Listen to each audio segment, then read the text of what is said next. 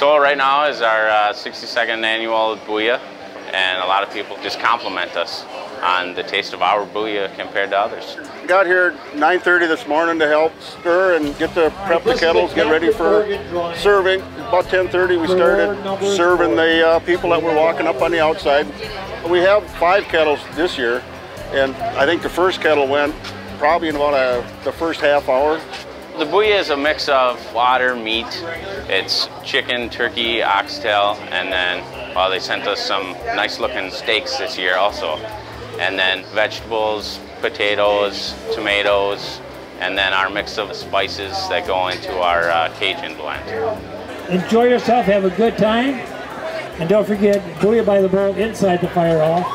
Also inside the fire hall is bingo put on by the Lions. We've got different events going on outside, so the booze raffle, the beer tent.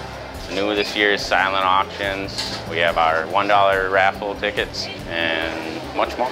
Oh, she's on fire. Just because I love to come back. I still live here in the community and meet a bunch of these guys. It's tradition.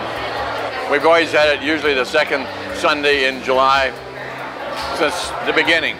Hastings and somebody else has them different times, and you kind of know when the other community has it, so it's not a conflict or something.